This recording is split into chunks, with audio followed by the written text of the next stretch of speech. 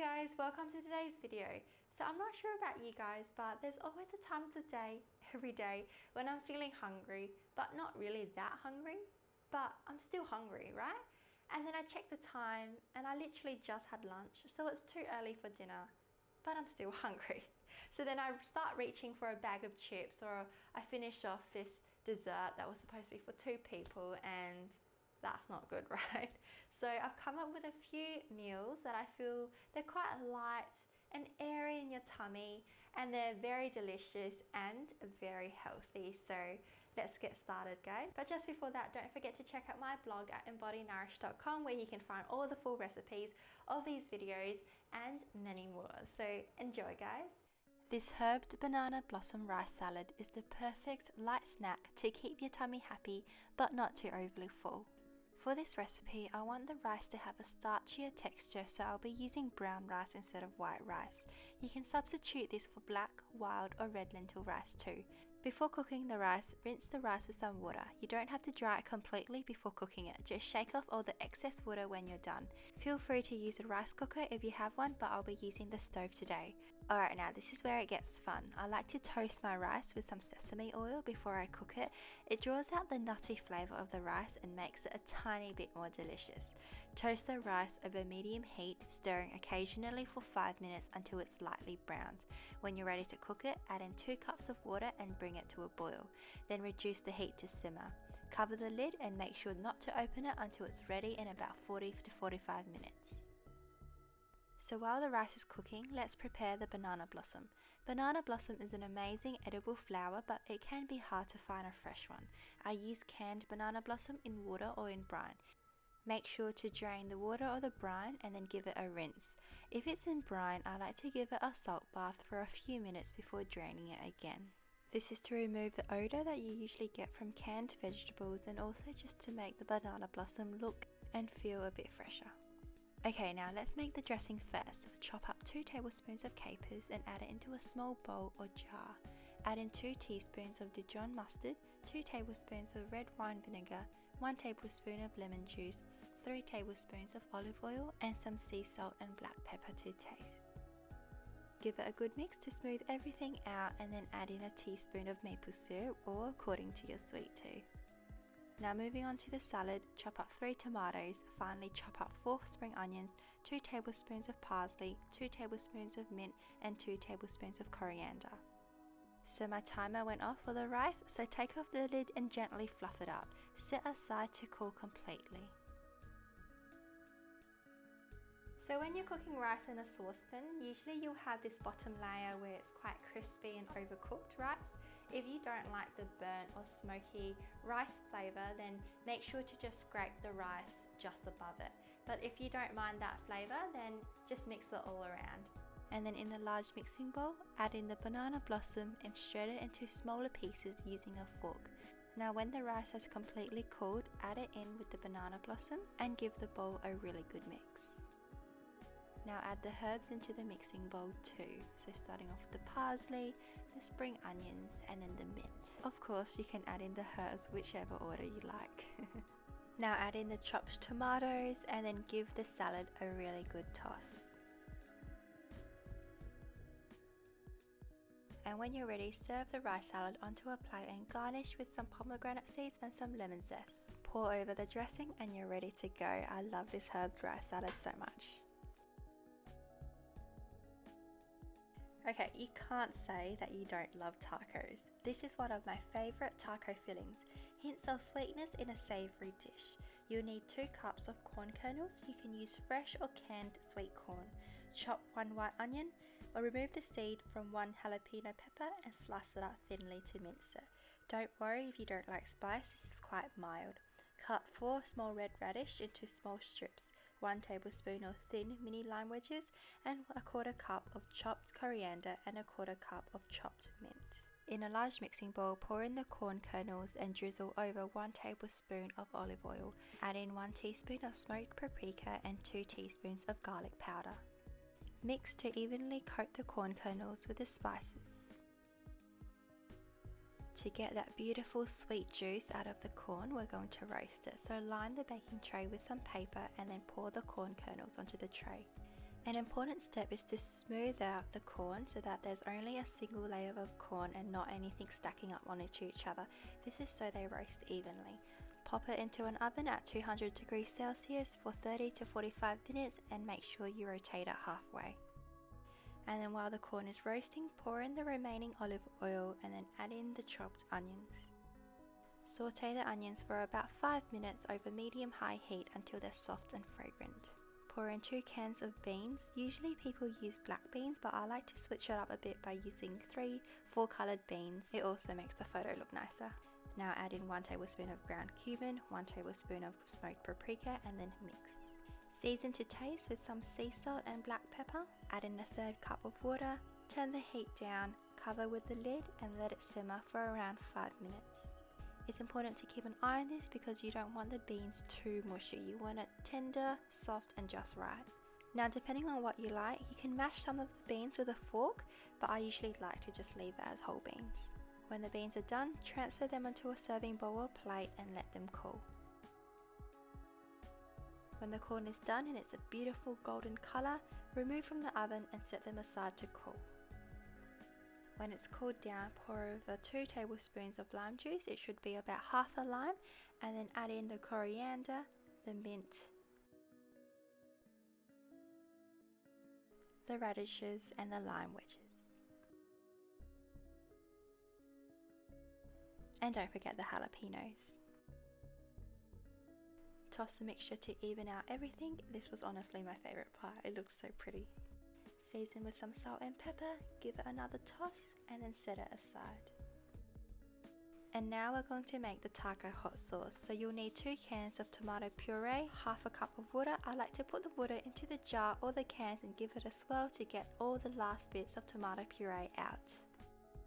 Add in 1 tablespoon of apple cider vinegar, 2 teaspoons of sea salt, 1 teaspoon of ground black pepper, 2 tablespoons of smoked paprika, 2 teaspoons of cayenne pepper. You can reduce it to make it a bit more mild, and 1 tablespoon of cumin and 4 teaspoons of garlic powder. Stir the sauce to mix all the spices together, and there you have it, our taco hot sauce that is going to bring everything together.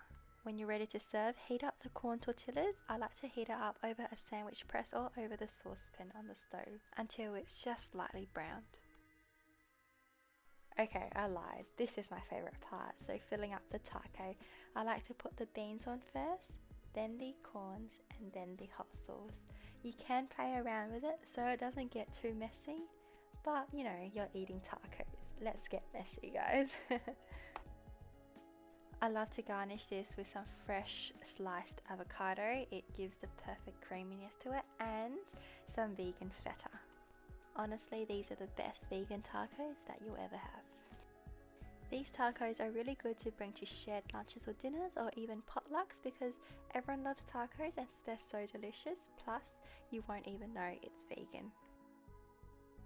I love these tofu lettuce wraps. They are the perfect snack or appetizer before your main meal. They're light, refreshing and tied beautifully together by a wonderful sherry vinaigrette that will leave your taste buds wanting more. Thinly slice up some semi-fried or firm tofu to make about 4 cups. Slice up half a cup of white buttered mushrooms, mince up 2 garlic cloves and grate 1 cup of carrots. Heat 1 tablespoon of olive oil in a saucepan over medium-high heat.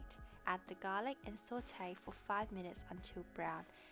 Add in the tofu and the carrots and cook for around 5 to 7 minutes. Make sure to stir occasionally to prevent it sticking to the pan. Then add in the mushrooms and stir really well to combine. Cook them together for around 10 to 15 minutes. The tofu and the mushroom should be coated in the beautiful carrot orange. When they're all cooked, set aside to cool. Now let's make the dressing. You'll need half a cup of olive oil, 3 tablespoons of sherry vinegar, 1 tablespoon of Dijon mustard, 1 tablespoon of maple syrup, 2 minced up garlic cloves, 1/4 teaspoon of salt and ground black pepper to taste. Whisk all the ingredients together, making sure that the mustard is all blended out.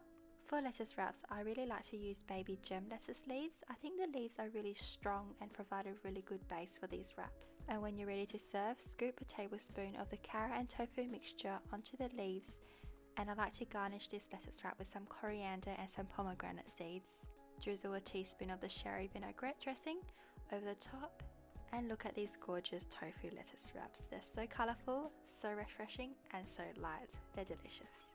That being said, you can easily put in the taco fillings that we just made onto these lettuce wraps and they will be also perfect. Creamy roasted butternut squash with couscous dressed over an orange vinaigrette. Oh, that's delicious. So you'll need half a butternut pumpkin. Peel the skin off and cut it into 2cm pieces. I used 2 cups of kale, removing the stems and chopping up the leaves. You can use any other collard greens, and also baby spinach works well too. Before roasting the pumpkin, we're going to add a bit of flavour and spices to it. So pour the pumpkin into a mixing bowl, add in 4 to 6 sprigs of thyme, drizzle 1 tablespoon of olive oil all over the pumpkin. Toss everything to make sure the oil coats every cube really well. Add in some sea salt and some pepper according to taste. Line a baking tray with some baking paper and then transfer the pumpkin onto the tray. Roast the butternut in the oven at 210 degrees Celsius. I like to bake it for a total of 30 minutes. However, in the first 15 minutes I take it out and then flip the pumpkin over and over again to make sure it flips on the side. And then I put it back and bake it for another 10 to 15 minutes until all the sides are golden. And when it's done, make sure to remove from the oven, set aside and let it cool. While the pumpkin is roasting, let's cook the couscous. So you can cook the couscous according to your package instructions, but I like to salt the water, boil it, add in a bay leaf and then stir in the couscous. I use a lid to cover the pot and then I remove from heat. Basically, I'm letting the steam in the pot cook the couscous, and it's a foolproof method. I leave it for 5 minutes and I find that it's so fluffy and never mushy. When the couscous has cooled down, transfer into a mixing bowl. Chop up 1 red onion and a 1/3 cup of walnuts into smaller pieces. Add the onions and the walnuts into the mixing bowl, and also a 1/3 cup of dried cranberries. You can also add raisins in if you don't have any cranberries. These will add a really nice, refreshing sweetness to the dish. And then add in the kale and then the roasted butternut pumpkin. Gently toss the salad together, being really careful with the roasted butternut pumpkin. It can be quite soft. Make sure to get all of the couscous to the top. Okay, now let's make the orange vinaigrette dressing. To be honest, it's not really a vinaigrette in this video. I've linked the full recipe to the orange vinaigrette on my blog at embodynourish.com. It contains an extra 1 tablespoon of olive oil.